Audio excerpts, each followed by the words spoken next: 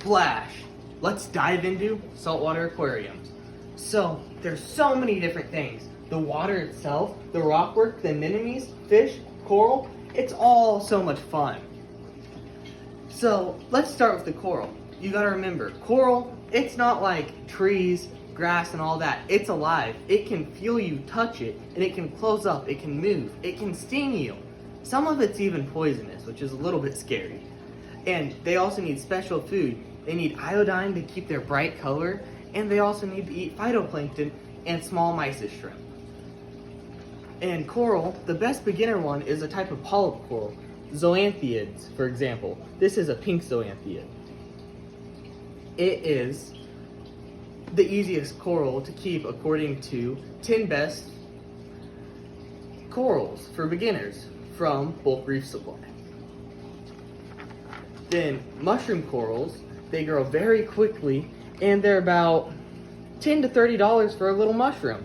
So they're very inexpensive and they come in every different color. If you can think of the color, they have them that.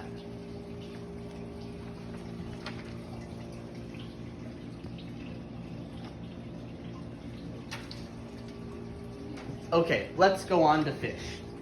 A clownfish is the easiest fish to keep. A pair of clownfish can go in a 30-gallon tank, no biggie.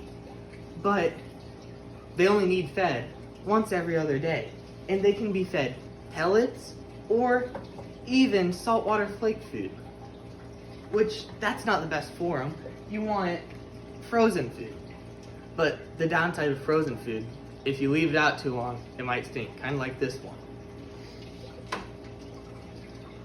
But they're easy to take care of and they only need fed about every other day. They're $20 to $30, which is very inexpensive for a saltwater fish. But a seahorse, for example, they need fed 3 to 4 times a day.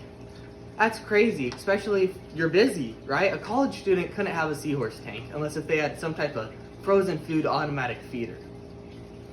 Okay, so when you're first starting a tank, you need hardy fish. And clownfish, perfect example.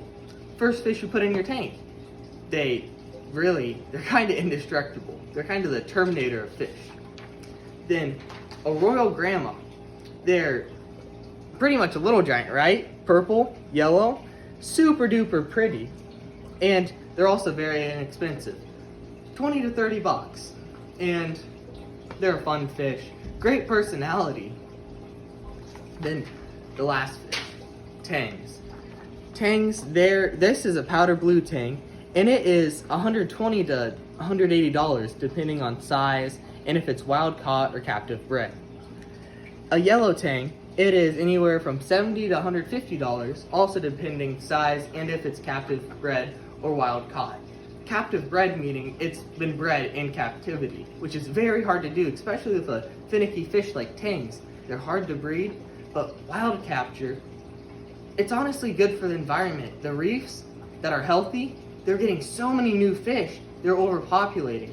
So the ones in Indonesia, they're capturing some fish out of it, and it's going to the tanks in the US and other countries. And it's boosting their economy and helping the reef be stable, which is something that's very important to the reef and to the people like us wanting to start a tank. So I hope you got the idea to dive in to the saltwater aquarium. They're so much fun. How long?